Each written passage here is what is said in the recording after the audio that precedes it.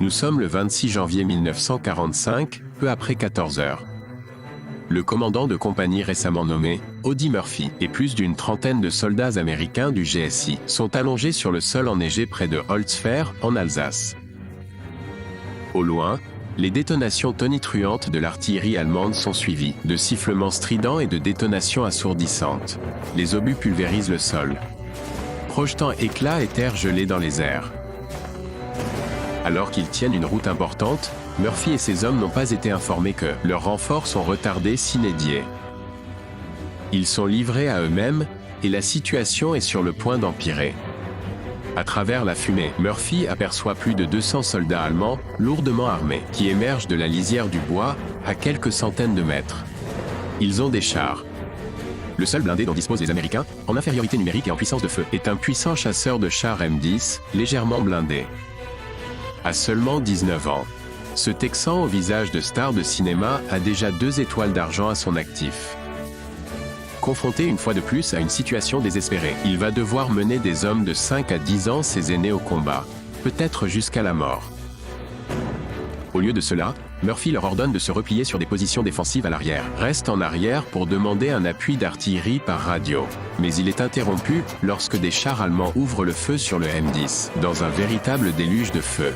Éclairs, sifflements d'obus et arbres qui volent en éclats. Il assiste, exaspéré, à l'impact direct qui détruit.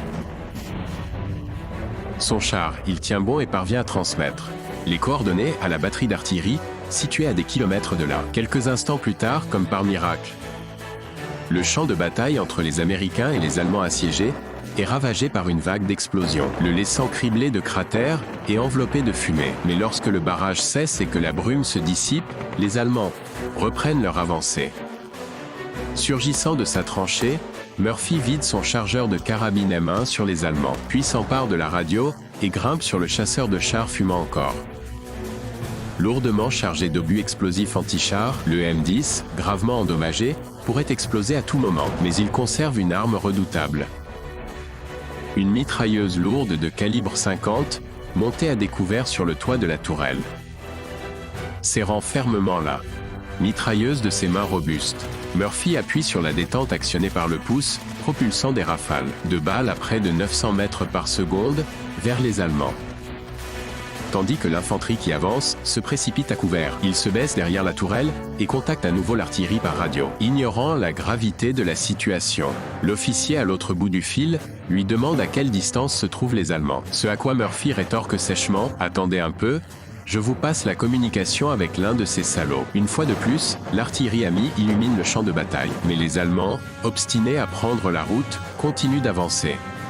Scrutant le terrain à la recherche de nouvelles cibles, Murphy remarque une escouade qui tente de le déborder sur sa droite. Une manœuvre qu'ils paient de leur vie, fauchée par un tir précis. Comme possédé, il continue de tirer, tenant en échec l'infanterie et les chars.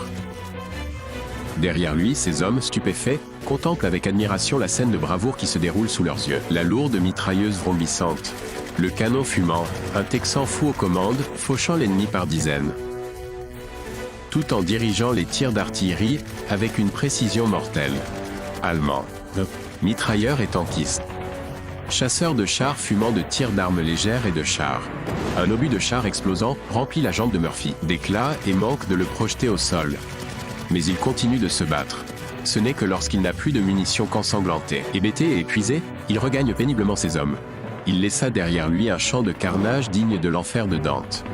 Murphy écrivit plus tard qu'une seule question comment se fait-il que je sois encore en vie? À lui seul, il avait tenu tête aux Allemands pendant 1 heure, blessant ou tuant près de 50 d'entre eux. Sans compter ceux tombés sous les tirs d'artillerie qu'il avait fait venir. Mais même après avoir atteint une relative sécurité avec ses hommes, au lieu de battre en retraite pour se regrouper, il les rallia pour contre-attaquer, et ils finirent par repousser les Allemands. Pour ses actes héroïques ce jour-là, à Holzfähr, Audie Murphy reçut la médaille d'honneur, et devint un héros national du jour au lendemain. Un de ses hommes, témoin de ses exploits, décrivit son action comme la plus grande preuve de courage et de bravoure que j'ai jamais vue. Pourtant, malgré la plus haute distinction du pays, pour sa bravoure, il n'aimait pas être qualifié de héros. La bravoure, c'est simplement la détermination à accomplir une tâche que l'on sait devoir être faite. Disait-il, moi je me suis juste battu pour rester en vie comme tout le monde. Je suppose que la plupart de nos spectateurs ne sont pas encore abonnés. Si c'est votre cas, merci de vous abonner et de soutenir la chaîne. Point.